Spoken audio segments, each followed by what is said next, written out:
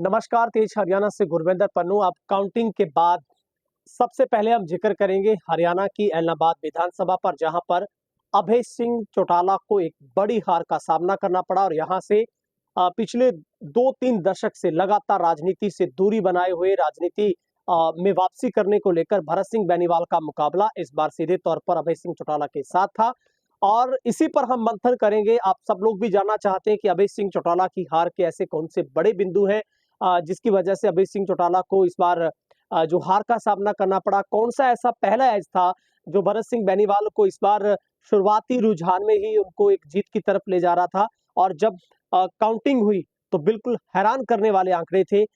जिस हार जीत का मार्जिन इस बार 2-4 हजार समझा जा रहा था, वो 10,000 से भी ज्यादा का निकला। मेरे साथ राजनीतिक विश्लेषक हमारे साथ है महावीर सर, उनसे जानते हैं बातचीत। सर, सबसे पहले बहुत बहुत स्वागत है आपका। धन्यवाद।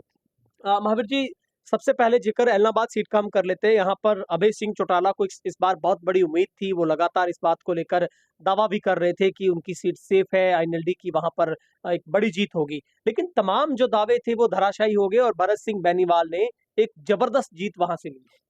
हाँ, ये तो तय हो गया था पिछले 1 सप्ताह से। ये लग रहा था कि अभय चौटाला चुनाव जो है वो हार रहे हैं। एक तो क्या हुआ कि अभय चौटाला को यहाँ पे इतना प्रचार का मौका नहीं मिल पाया। पूरे प्रदेश में वो घूमे। और दूसरा, बड़ी जबरदस्त भितरघात जो है वो यहाँ पर हुई है। क्योंकि जिस प्रकार का सिस्टम सिरसा जिला में बना था, उसमें मीनू बेनीवाल की जो टिकट कटी, उससे ये तय हो गया था कि मीनू बेनीवाल जो ग्रुप है वो किसी भी हालत में अभय चौटाला का समर्थन नहीं करेगा। और बीजेपी ने जो ये सारी चीजें टेबल के नीचे पर्दे के पीछे वाली थी। और उससे ये लग रहा था कि शुरुआत में तो ये लगा कि जो प्रचार है वो प्रचार भरत सिंह बेनीवाल का कोई इतना ज्यादा बढ़िया प्रचार नहीं था। वो तो पब्लिक ने ही कुछ एंटी इनकम्बेंसी भी अभय चौटाला के खिलाफ थी, लगातार वो चुनाव जीत रहे थे। और दूसरा, माहौल ऐसा था कि कांग्रेस की सरकार बन रही है, तो ये भी एक एडवांटेज, हालांकि वो दावे जो सफेल हो गए हैं। लेकिन इस उनका यहाँ पर उनको कोई लाभ अभय चौटाला को नहीं मिल पाया। और जो चुनाव वाले दिन जिस प्रकार की पोलिंग और जिस प्रकार का भीतरघात और जिस प्रकार का दो पक्षों में जो साम दाम दंड भेद का प्रयोग हुआ, उसमें ये तय कर दिया था कि जो है अभय चौटाला वो चुनाव हारेंगे। ये हमने कल या परसों शायद वो ये वीडियो बनाया था, उसमें भी हमने कहा था कि ये मेरे को नहीं लगता कि अभय चौटाला चुनाव जीत जाएंगे। लेकिन चुनाव जीत 8-10 हजार की हम मार्जिन मान रहे थे, लेकिन चुनाव जो 15 हजार से जो हारे हैं, ये जो है अनएक्सेप्टेड जो है वो हार अब लग रही है। सर साहब, आपको नहीं लगता कि जब अंडर टेबल बीजेपी के साथ अंडरस्टैंडिंग थी, पर्दे के पीछे जो समझौता हो गया था, जहां पर सिरसा से कांडा ने उनको समर्थन दिया, कांडा ने भी वहां पर आकर उनके लिए वोट मांगे, आपको नहीं लगता कि ये फैक्टर जो बीजेपी के साथ समझौता था वो कहीं ना कहीं यहाँ पर विपरीत नजर आया और सीधे तौर पर दीपेंद्र हुड्डा ने उनके लिए वोट मांगे, भरत सिंह बेनीवाल के लिए झोली फैलाई, आंसू बहाए उन्होंने, और भूपेंद्र हुड्डा ने यहाँ तक कहा कि सीधा और ये एक भोला सा आदमी है, ये तो मेरी बाह पकड़ के भी काम करवा सकता है। नहीं, ये चीजों का एडवांटेज तो उनको मिला है, लेकिन पूरे प्रदेश में जो चुनाव का ये जो नतीजा आया है, ये जाट गैर जाट मुद्दे पे वोटों के कंसोलिडेट होने का वजह से आया है। गैर जाट जो है वो एकदम कंसोलिडेट हो गए भाजपा के पक्ष के अंदर। लेकिन जो है यहाँ, क्योंकि मैंने आपको पहले भी एक चर्चा में बात मैंने की होगी कि सिरसा जिला में जाट गैर जाट का मुद्दा कभी जो है वो नहीं चलता है। यहाँ पर चौधरी देवीलाल चौटाला परिवार का पक्ष और विरोध इस टाइप का इन 5 विधानसभा हलकों में जो है वो एक वोट बैंक बना हुआ है। वो समय समय के मुताबिक उसमें कभी तो जोड़ तोड़ से कम ज्यादा होता है, उसके मुताबिक जो है वो जो चुनाव में वो डिसाइड करता है, नहीं कि जाट गैर जाट का। दूसरा, अब आप कह सकते हैं कि किसानी आंदोलन के लिए इस्तीफा देना और जो जिसके लिए इस्तीफा दिया, जिस वर्ग ने इस्तीफा, मतलब जो जाट वर्ग या किसान वर्ग में उसकी बहुलता है और उन्होंने ये वोट उनको नहीं दिया, मान लो, ये कितनी बड़ी विडंबना की बात है। पंजाबी बेल्ट है यहाँ पर, चुनाव में इन्होंने पक्ष में मतदान किया अभय चौटाला के। आज उसी बेल्ट से लीड मिली है भरत सिंह को। आज उसी बेल्ट से हमने अंदाजा लगा रहे थे कि 100% उनको लीड वहां पर मिलेगी भरत सिंह को। तो जो वो, इसका मतलब क्या हुआ कि किसानी आंदोलन के पूरे प्रदेश में जो वोट मिली है कांग्रेस पार्टी को, यहाँ पर वोट जो है वो अभय चौटाला के पक्ष में जानी चाहिए थी। लेकिन क्योंकि जो समय बीतता है याददाश्त बड़ी कमजोर होती है आदमी की, और वो परिस्थितियां धीरे धीरे जो है वो चेंज हो जाती है, और जो नए मुद्दे क्रिएट होते हैं वो नए मुद्दों के मुताबिक मतदाता वोट करता है। इसीलिए इस बात का ही खामियाजा अभय चौटाला को भुगतना पड़ा है, और वो निश्चित होकर बैठे थे, वो तो पूरे प्रदेश में घूम रहे थे। एक वो उनकी निश्चितता जो है वो उसका उन्हें नुकसान हुआ है, और वो आज राजनीति की मुख्य वो जो इतनी बड़ी जो उनको हार का सामना करना पड़ा है, शायद वो इससे इतनी बड़ी हार वो कभी नहीं हारी आज अपने पॉलिटिकल। सर साहब, आपको नहीं लगता कि उनका बीजेपी के साथ जो समझौता कर लेना, गोपाल कांडा का समर्थन ले लेना, और दूसरा जो लोगों के जहन में किसान आंदोलन के पक्ष में जो उनके साथ जुड़ाव था लोगों का, सीधे तौर पर उनका ये जो समझौता था, उनका जो फैसला था, कहीं ना कहीं उनके लिए ये बहुत एक मतलब एक तरीके से उनके लिए बहुत मुश्किल वाला साबित हो गया। हाँ हाँ, बिल्कुल मुश्किल। बाकी यहाँ पर एक सीधा मुकाबला था, जैसे मैंने कल जो हमने बातचीत की थी परसों, उसमें हमने कहा था कि डबवाली में देखो जो परिस्थितियां बन रही है वो उसका जो है वो इन लोग के प्रत्याशी को वो फायदा हो रहा है, क्योंकि कांग्रेस प्रत्याशी के खिलाफ जो वोट जो है वो कट रहा है। लेकिन इलाहाबाद में ऐसी कोई स्थिति नहीं है, बिल्कुल सीधे मुकाबले में जो है फंसे हुए हैं अभय चौटाला, और ये एक सीधा मुकाबला होना, ये कांग्रेस का वोट कहीं से भी कोई डेंट नहीं लग रही थी इलाहाबाद के अंदर, और इसका उन्हें दूसरा उनका जितने भी वो स्टेप थे मान लो, अब जैसे पवन बेनीवाल उनके साथ आए और गोपाल कांडा उनके साथ आए, तो उनके खिलाफ तो अभय चौटाला बहुत प्रचार करते रहे हैं, और अब ये उनके साथ जब वो प्रचार उनके लिए कर रहे थे, तो मतदाता इतना समझदार है, वो बोलता नहीं है, लेकिन उन्होंने उस बात को महसूस किया होगा, तो उन्होंने जो मतदान करके तो उन्होंने उसको जवाब दे दिया कि आपके ये जो फैसले लिए गए हैं ये फैसले आपके हमें पसंद नहीं है, इसलिए इतनी बड़ी हार हुई है। तो आपको लगता है कि जो भरत सिंह बेनीवाल ने भी अक्सर इस चुनाव को बहुत मंझे हुए तरीके से उन्होंने चुनाव को लड़ा। साहब आखिरी सवाल ही कर रहा हूँ, इसी के साथ हम इसको एंड कर देंगे। भरत सिंह बेनीवाल के चुनाव में आपने भी बारीकी से देखा होगा कि जिस बेबाकी के लिए, जिस ललन टॉप अंदाज के लिए वो जाने जाते हैं, जो वो शब्द इस्तेमाल करते थे, वो फोटो निकालते थे, इस बार वो उससे गुरेज कर गए। उन्होंने इतना स्मूथली तरीके से, इतना ठेठ तरीके से, देसी तरीके के साथ इस अंदाज से चुनाव लड़ा कि अभय सिंह चौटाला इस बात की उम्मीद करते रह गए कि वो झूठे वाला बयान देंगे, वो एक जानवर जैसे है, वो तो इंसान ही नहीं है। तो लेकिन इसी बात का फायदा भरत सिंह ने उठाया। ऐसा है कि वो जैसे खेल के मैदान में देखते हैं फुटबॉल में सेल्फ गोल, वो सेल्फ गोल खुद ही कर दिया करते थे, और उनको उनका जो बेनिफिट जो है वो अभय चौटाला को मिल जाया करता था। लेकिन अब की बार उनके कोई सलाहकार रहे होंगे जिन्होंने उनको बताया कि आप कम बोलिए, तो आपका बोलने का कहीं न कहीं मतलब जो है वो ऐसी बात आप बोल दोगे जिससे आपके इलेक्शन पे आपका वो नेगेटिव उस पे इफेक्ट पड़ेगा। तो उन्होंने जो है वो प्रचार जो है वो बहुत सहज तरीके से किया, और उनका कोई ज्यादा प्रचार उन्होंने नहीं किया। उनको तो लोग उनके पक्ष में वोट नहीं मिला। मेरे को ये लगता है कि ये अभय चौटाला के विरोध में जो वोट था, कुछ अभय चौटाला के ऐसे जो लोग थे, जो लोग कॉन्स्टिट्यूंसी के अंदर उनको नहीं ताकतवर उनको देखना प्रदेश में नहीं चाहते थे, उन लोगों ने मिलके जो है वो अपने आप ही जो है भरत सिंह बेनीवाल की सपोर्ट करी है, जिससे उनको संबल मिला है। वो जो सपोर्ट हुई है, वो जो जिसको मैं भितरघात नाम दे रहा हूँ, वो एक बहुत बड़े पैमाने पे हुई है।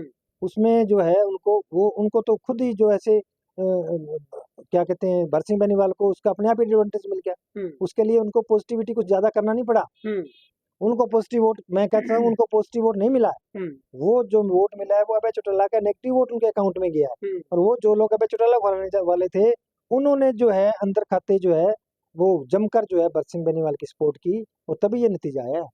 ठीक है, अभी हम फटाफट अगले सेगमेंट में पहुंच गए हैं। इस सेगमेंट में आज हम जिक्र करेंगे, डबवाली हॉट सीट थी हरियाणा की। यहाँ पर चौटाला परिवार के बीच में सीधा 3 लोगों के बीच में मुकाबला था, जिसमें अमित सिंह कांग्रेस की तरफ से, दिग्विजय सिंह चौटाला जेजेपी की तरफ से चुनाव लड़ रहे थे, और आदित्य चौटाला ने कुछ दिन पहले ही भाजपा को छोड़कर उन्होंने अपने घर वापसी, आईएनएलडी में 10 साल के बाद वापसी की, और ये वापसी उनकी इतनी शानदार रही कि उन्होंने हरियाणा की सबसे छोटी सी एक जीत, महज 600 लगभग मतों के साथ उन्होंने अपने प्रतिद्वंदी अमित सिंह को एक शिकस्त देते हुए उन्होंने इस बार आईएनएलडी की वापसी करवाई, और वापसी जिसी गढ़ के लिए आईएनएलडी जानी जाती है, उसी गढ़ में फिर से काबिज होगी। क्या ऐसे सबसे बड़े कारण रहे, ऐसे कौन से फैक्टर रहे, डबवाली सीट में इस बार अमित सिंह को खामियाजा भुगतना पड़ा, उम्मीद से ज्यादा दिग्विजय सिंह चौटाला को वोट मिला, कहीं ना कहीं आम आदमी पार्टी ने डेंट किया, भाजपा ने डेंट किया, क्योंकि पहले से ही इस बात का तकाजा हम लोग लगा रहे थे। मेरे साथ बातचीत के लिए राजनीतिक विश्लेषक हैं महावीर सान साहब। ये सबसे बड़ा खेला हो गया डबवाली विधानसभा में। हालांकि आपने तो पहले से विश्लेषण कर दिया था, आप कह रहे थे कि एज बिल्कुल खत्म हो गया है कांग्रेस का। यहाँ पर कांग्रेस को तीनों तरफ से इस बार हर तरफ से गर्म हवा लग रही है। नहीं, ये बिल्कुल तय था। देखो, एक तो जो दिग्विजय चौटाला का मैंने बताया कि कितना जबरदस्त उन्होंने इलेक्शन लड़ा, और वो तो जीरो से चले थे, जीरो से चले थे, और जीरो से चलने के बाद में 35,000 वोट पर पहुंचे। और ये बात मैंने 2 महीने पहले मेरा एक था कोई हुआ, इसमें हमने वीडियो बनाया, उसमें मैंने 35,000 वोट, उस वक्त कोई आदमी ये बात मानने के लिए तैयार नहीं था, क्योंकि लोकसभा चुनाव में जेजेपी को 8,000 वोट मिला, और पूरे प्रदेश में जेजेपी के खिलाफ बड़ी जबरदस्त एक गुस्सा था, एक लहर थी। और उसका आप जो नतीजा देख लो, सिर्फ एक यही कॉन्स्टिट्यूंसी है जिसमें जो है जेजेपी प्रत्याशी जमात बचा पाया है, और बाकी 89 सीट में जितने भी वो लड़ रहे थे, समझौते में लड़ रहे थे, या जैसे थे उनके 85-84 आदमी जो थे, सभी की, इवन दुष्यंत चौटाला जो पिछली बार 50,000 वोटों से वहाँ जीत दर्ज की थी, वो मैंने बोला भी था कि 5वें नंबर पे आ रहे हैं वहाँ, वो 5वें नंबर पे आए हैं, और उनकी भी जमानत जब्त हुई है। तो दिग्विजय का जो चुनाव था, ये उससे ये लग रहा था कि जो जबरदस्त रूप से वो जो है बढ़त लेंगे बहुत नीचे, लेकिन वो जीतने की स्थिति में इसलिए नहीं आ पाए क्योंकि बहुत नीचे से चले थे वो, और वो जो सारा डेंट है उसका हमने कहा 80 पैसे डेंट वो कांग्रेस प्रत्याशी को लगने जा रहा है। और अब ये नतीजे देख लो आप। दूसरा क्या था कि 1-2 पंजाब, ये एक बहुत अच्छी गेम थी बीजेपी की, जो मांगेना जो प्रत्याशी थे उन्होंने कांग्रेस को डेंट करी। उसके बाद में जो प्रत्याशी जो कुलदीप गदराना थे उन्होंने कांग्रेस को डेंट करी। वो तो कांग्रेस पार्टी की जो प्रत्याशी जिस वक्त चुनाव स्टार्ट हुआ उनकी लीड ही बहुत ज्यादा थी, उनकी बढ़त ही बहुत ज्यादा थी, लेकिन लास्ट में आके जो डेरा फैक्टर ने काम किया उसने तो बिल्कुल ही उसकी जो है कांग्रेस की हार तय कर दी, क्योंकि हमारे अंदाजे के मुताबिक 2-3 हजार वोटों पे इफेक्ट जो है डेरा फैक्टर से पड़ा। डेरा प्रेमी ने घर घर जाकर अपने जो प्रेमी थे उनको घर घर जाकर उन्होंने बोला कि आपने इसको यहाँ पे ऐसे वोट आपने एनक के निशान पे आपने मोहर लगानी है। तो वो अब दूसरा यहाँ पे क्या हुआ कि जो बागड़ी बेल्ट में मजबूत मान के चल रहे थे वो मजबूती उन्होंने दिखाई, और खास करके चौटाला जो है वो एक तरफा लास्ट में वो उनके पक्ष में हुआ, कांग्रेस पार्टी को वहाँ पे काफी बड़ा डेंट लगा, 3500-3800 वोट की लीड अकेले चौटाला गाँव में जो है वो इनेलो को मिली है। और चौटाला उसमें बड़ा योगदान था चौधरी ओम प्रकाश चौटाला का प्रचार करना। उन्होंने बोला था कि मेरी आय की मेरी लाज रखना। तो वहाँ पे जो वोट बैंक शुरुआत कभी शुरू से जो वोट चौधरी देवलाल के टाइम से जो वोट बैंक था वो वोट कंसोलिडेट हुआ इनेलो के पक्ष के अंदर। और दूसरा जो है कांग्रेस पार्टी का प्रचार, और आखिरी दिन कांग्रेस कार्यकर्ता जिस प्रकार निश्चित होकर बैठे थे कि हमारी जीत है, ये बात इस बात ने उनकी हार तय कर दी। कांग्रेस पार्टी का एक बहुत बड़ा डिसएडवांटेज ये रहा कि कांग्रेस कार्यकर्ता ये माने हुए बैठा था कि प्रदेश में हमारी सरकार आ रही है और ये सीट हम बड़े मार्जिन से जीतने जा रही है, लेकिन हमने बिल्कुल बता दिया था 2 दिन पहले कि ये मामला बिल्कुल फंस गया है और कांग्रेस पार्टी की लीड खत्म हो रही है, और बामुश्किल जो मुकाबला है वो बहुत ही करीबी मुकाबला है। सर साहब, आपको लगता है कि जो आदित्य चौटाला उसको कहते हैं कि बीच में से निकल जाना, वो बीच में से निकल के जाके जीत गए। आपको लगता है कि उनके रास्ते आसान करने में गदराना की बात करें, भाजपा की बात करें, और रहती कहती कसर उनके लिए जेजेपी ने पूरी कर दी? और जैसा आप जिक्र कर रहे हैं कि उत्साहवर्धक थी, कांग्रेस गलत अंदाजे में थी कि एक तरफा लहर कांग्रेस की है, प्रदेश में सरकार बन रही है, हम प्रचंड इस बार फिर से जो शैलजा को वोट मिला था उससे भी ज्यादा हम लोग वोट लेकर जा रहे हैं, तो कहीं ना कहीं कांग्रेस को ये सबसे बड़ा खामियाजा भुगतना पड़ा। आपको शायद ध्यान हो जो पिछली वीडियो हमने बनाई उसमें मैंने एक उदाहरण दिया था कि आज से 1.5 साल पहले डबवाली में नगर परिषद का चुनाव हुआ था। उस चुनाव में कांग्रेस पार्टी ये मान रही थी कि हम जीते हुए हैं, और वहां पर क्या हुआ, जेजेपी के प्रत्याशी को 2,000 वोट मान के चल रहे थे और उनको 7500-7600 वोट वो लेकर गई, और जो इनेलो का जो प्रत्याशी था वो वहां पे चुनाव जीतकर नगर परिषद का वर्तमान में चेयरमैन है। मैंने कहा यही हालात अब बनने जा रहे हैं, ऐसा ही सिस्टम अब हो गया है, क्योंकि जो प्रक्रिया उन्होंने जेजेपी ने नगर परिषद चुनाव में चलाई थी वही प्रक्रिया उन्होंने मतदान वाले दिन जेजेपी ने इस चुनाव में की है, और बहुत बड़े वोट बैंक को कांग्रेस के उन्होंने डेंट किया है। ये तो थोड़ा सा कुछ वोटर ऐसे थे जिन्होंने जो साम दाम जो ये सिस्टम चला पैसे वाला, उसमें पैसे लेकर भी कांग्रेस पार्टी को उन्होंने वोट दिया कुछ परसेंट ने, लेकिन वो और थोड़ा ज्यादा देते तो ये गैप इन्हें लो और ज्यादा मार्जिन से जीत जाती। और दूसरा रही सही कसर जो है वो प्रेमी फैक्टर से भी पूरी हुई है। और गदराना वाला जो वोट 7,000 आया है, वो 7,000 वोटों में भी बड़ा हिस्सा कांग्रेस पार्टी का था।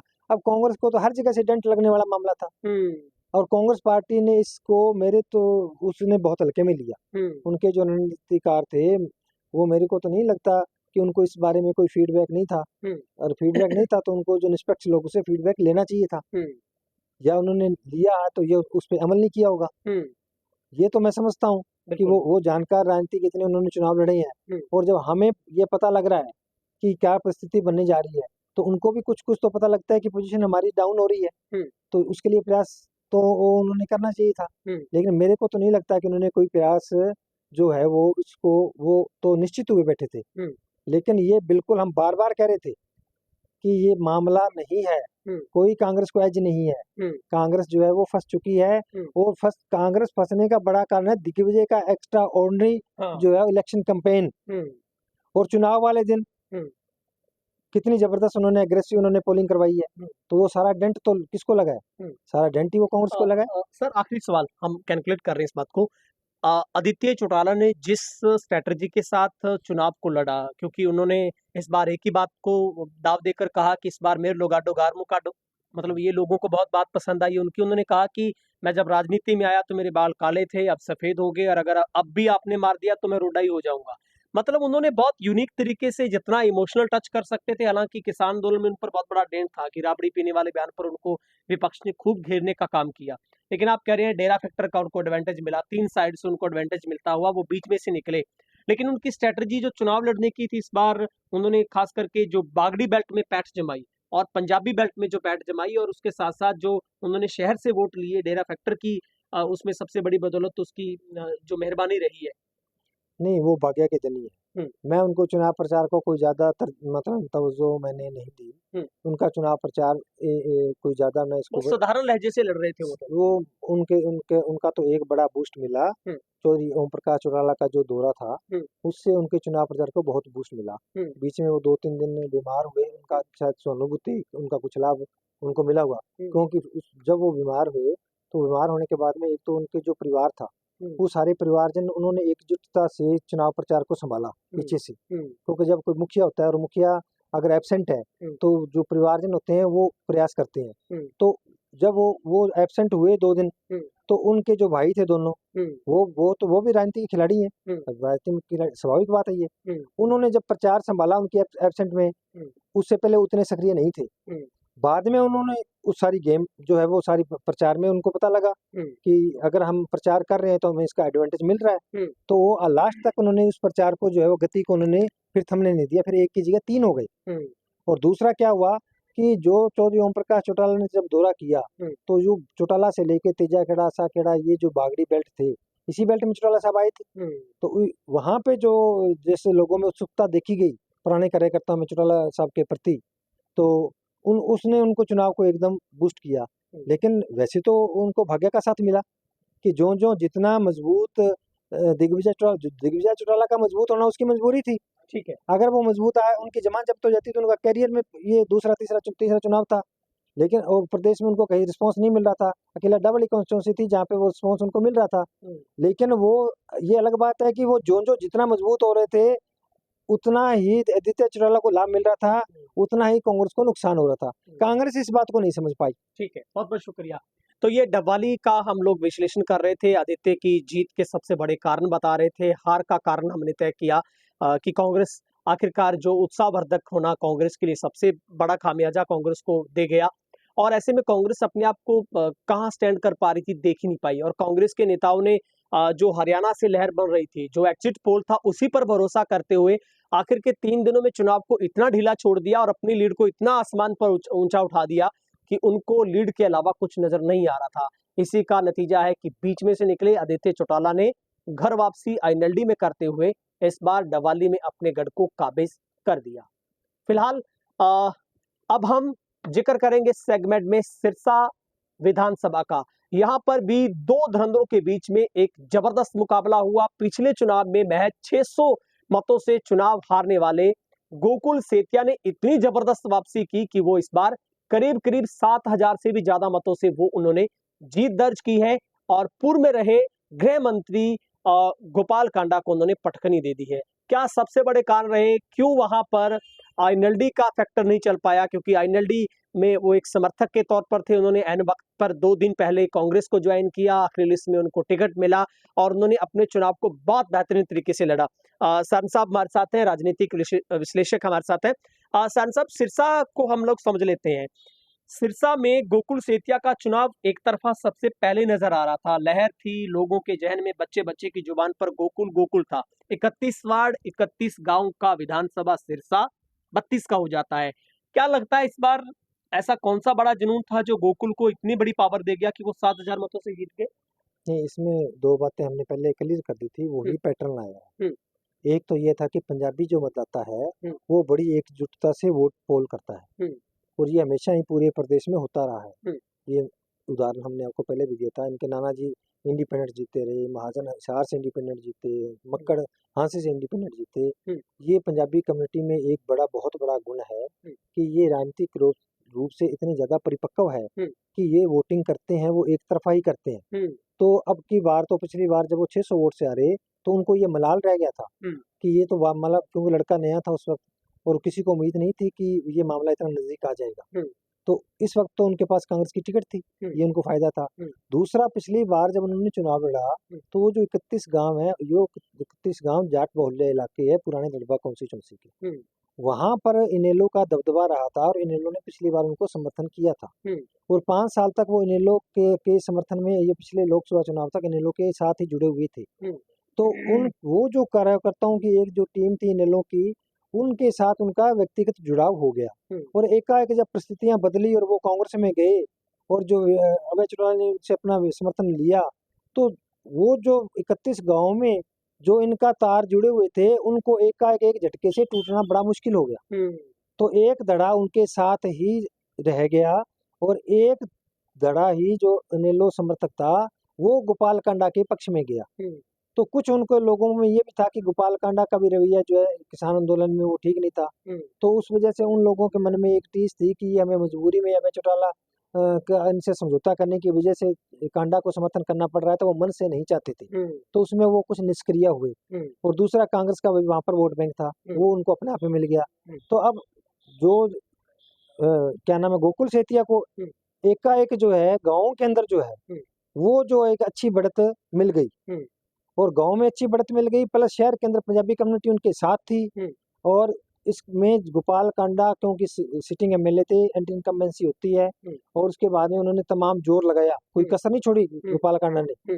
लेकिन वो दोनों फैक्टर इतने मजबूत थे कि उनके लिए जो है पार पाना उनके लिए मुश्किल हो गया और 7000 की लीड से वो इस शुरुआत में लग रहा था कि चुनाव जिस वक्त शुरू हुआ तो गोकुल सेतिया बिल्कुल एज पे थे, बीच में ऐसे लगा इलेक्शन उनका कुछ दबा है, गोपाल कांडा मुकाबला कर रहे हैं, लेकिन ऐसे कभी नहीं लगा कि गोपाल कांडा यहाँ से जीत दर्ज करेंगे। साहब, आपको लगता है कि जो बीच मझधार में कांडा फंसे थे भाजपा के उस चक्रव्यूह में, क्योंकि पहले भाजपा ने वहां पर कैंडिडेट उतार दिया, बाद में उसका विड्रॉल करवाना और फिर समर्थन भाजपा का देना और भाजपा का फिर मुकर जाना कि हमारा कोई समझौता नहीं है, गोपाल कांडा कह रहे थे कि मैं भी नहीं उनका झंडा उतारना।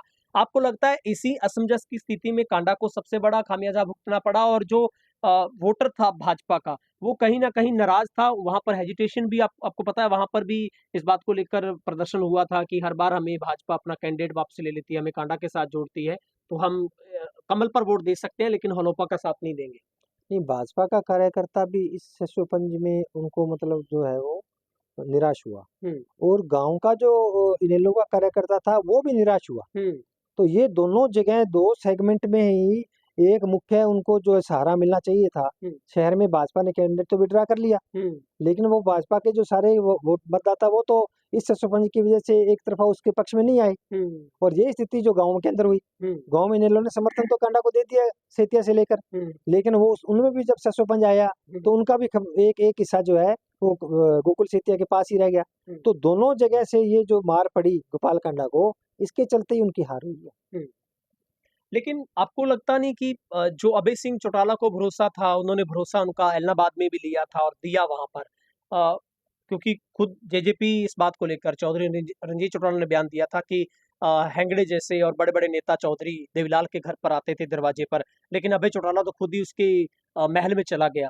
तो कहीं ना कहीं अभय चौटाला का उनके साथ जाना सीधे तौर पर उनको नुकसान एलनाबाद में भी दे गया, और हम तो सनम डूबे डूबे आपको भी साथ में ले डूबे। नहीं, वो तो देखो क्या है कि कई बार आदमी जब राजनीतिक में अब कुछ फैसले लेने पड़ते हैं, हम्म, अब उन फैसलों में उस वक्त ये नहीं तय कर पाते हम्म, कि ये फैसले हमारे लिए फायदेमंद होंगे या नुकसानदेह होंगे। हम्म, ये उसके बाद में जो नतीजे आते हैं उसमें बाद का ये विश्लेषण होता है कि ये जो फैसले किए गए, अब ये फैसला तो अगर मान लो जिस प्रकार की चर्चाएं हैं हम्म, कि जो है अभय सिंह की भाजपा के साथ इतनी ज्यादा कनेक्टिविटी थी कि हम्म, मीनू बेनीवाल जैसे दिग्गज की भाजपा ने टिकट काटी हम्म, और एक कमजोर प्रत्याशी उतारा, और वो प्रत्याशी उतारा ताकि उसकी डेंट कांग्रेस को लगे। हम्म, अब हम ये समझते हैं अगर मीनू बेनीवाल मुकाबले में होते तो अभय चौटाला सीट निकल सकती थी, हम्म, क्योंकि वो जो जाट नाराज थे, वो उनका जाट वर्ग में उनका आधार था, हम्म, और वो वोट जो लेके जाने चाहिए थे मीनू बेनीवाल को, अब वो वोट तो जो है भरत सिंह बेनीवाल को मिल गई। हम्म, जो अभय चौटाला से नाराज थे मीनू बेनीवाल के अकाउंट में जाते हम्म, तो अभय चौटाला को तो उससे कोई नुकसान नहीं होना था। हम्म, अब वो जो वोट गए जाने चाहिए थे मीनू बेनीवाल को, अगर बीजेपी की टिकट मिलती, वो जो मुकाबले में होते 25-30-35 हजार वोट आता, अभय चौटाला बीच में से निकल जाते। हम्म, लेकिन उनके उनके दिमाग में ये थी कि कमजोर कैंडिडेट दो और पंजाबी कैंडिडेट दो, ताकि पंजाबी बेल्ट में अगर मैं हार रहा हूँ तो वहां से मेरे को एडवांटेज मिल जाएगा। लेकिन वो जो मतदाता मीनू बेनीवाल के पक्ष में अभय चौटाला के विरोध वाले जाने थे, वो तो भरत सिंह के पास चले गए, ठीक है। और इसी वजह से अभय सिंह की हार हुई है वहां पर। हाँ, तो ये हम सिरसा विधानसभा का लेखा जोखा हमारे विश्लेषक बता रहे थे कि किस तरीके से गोकुल को सबसे बड़ा उनकी जीत का राज क्या था, और क्या इस बार कांडा की सबसे बड़ी ऐसी गलती रही, ऐसी खामियां रही जिसकी वजह से इस बार जो गोपाल कांडा को एक करारी जो हार है वो झेलनी पड़ी। अब सेगमेंट में हम जिक्र करेंगे सबसे चर्चित सीट, दादे पोते के बीच में सीधे तौर पर मुकाबला दिख रहा था, वो है रानिया विधानसभा। रानिया विधानसभा में अ, अर्जुन चौटाला को इस बार अच्छी खासी लीड के साथ वहां पर जीत मिली है, और उन्होंने अपने दादा को परास्त किया। वरिष्ठ पत्रकार वहां पर सर मित्र को पहली मर्तबा कांग्रेस आला हाईकमान ने उनको टिकट देकर 27 लोगों के बीच में सबकी टिकट काटकर उनको भेजा, मगर वहां पर ना तो कांग्रेस अपना रुतबा कायम रख पाई, ना चौधरी रणजीत चौटाला अपने कामों को गिनवाने के साथ साथ उनका क्रेडिट ले पाए। सान साहब, रानिया सीट पर ऐसा क्या खेल था? तिकोना सा मुकाबला हम लोग मान रहे थे, लेकिन हुआ भी ठीक वैसा ही हुआ, तिकोना ही रहा। और बहुत बड़ी लीड तो अर्जुन चौटाला को नहीं मिली, लेकिन अपने दादा को उन्होंने ध्वस्त किया, सरमित्र को ध्वस्त किया। वही सीट थी जहां पर रणजीत चौटाला ने निर्दलीय चुनाव लड़ा, कांग्रेस का पूरा खेमा उनके साथ आया, लेकिन इस बार कांग्रेस का जो वोटर था वो ज्यादा फॉरवर्ड नहीं हो पाया, और कहीं ना कहीं वो सरमित्र की तरफ भी झुकाव रहा, खास करके कम्बोज जो बाहुल्य इलाका था वहां पर अच्छा वोट है वो सरमित्र को मिला। नहीं, ये तो थोड़ा पहले शुरुआत में तय हो गया था। हम्म, यहाँ पर जो परिस्थितियां बनी थी हम्म, वो इंडियन नेशनल लोकदल के पक्ष में थी, हम्म, और चुनाव प्रचार के शुरू में ही उनकी बड़ी बढ़त जो है वो हम्म, मानी जा रही थी। हम्म, हालांकि जो जो चुनाव आगे बढ़ा, हम्म, तो उसमें जो रणजीत सिंह जो है वो काफी शुरुआत के अंदर जो है वो नीचे चल रहे थे, हम्म, उन्होंने वो मुकाबले के अंदर आए। हम्म, और सौमित्र कंबोज क्योंकि एक नए व्यक्ति थे, हम्म, उन्हें चुनाव लड़ने का तजुर्बा भी नहीं था, लेकिन क्योंकि कांग्रेस पार्टी का अच्छा खासा समर्थन पूरे जिले में मिल रहा था, हम्म, उसका उनको फायदा मिला, हम्म, और वो काफी नजदीक पहुंच गए। हम्म, और लास्ट में अगर जो रणजीत सिंह मुकाबला ना इतनी ज्यादा मजबूती से लड़ते, हम्म, तो हो सकता है ये मुकाबला बहुत कांग्रेस में और इनेलो में कांटे का हो जाता। हम्म, अब जो है मुकाबले में जब दोनों आदमी पैरेलल आ गए, हम्म, तो इंडियन नेशनल लोकदल को इसका फायदा हुआ, और उसकी वजह से वो जीत दर्ज कर पाए, और उनका मार्जिन कोई बहुत बड़ा नहीं रहा। हम्म, लेकिन फिर भी क्या था कि उनके खिलाफ उनका एक फिक्स सा वोट था, हम्म, जाट बहुल्य इलाके में उनको पूरी बढ़त थी, जहाँ पर उनको कांडा का यहाँ पे कुछ लाभ मिला, क्योंकि गोविंद कांडा यहाँ से 2 बार चुनाव लड़ चुके थे। हम्म, उनका वहाँ पे एक जो है नेटवर्क बना हुआ था, हम्म, उनका कुछ वोटों का उनको लाभ मिला, और जिसके चलते जो है वो 4 हजार के मार्जिन से जो है इनेलो ये सीट जो है वो जीतने में सफल रही है। हम्म, लेकिन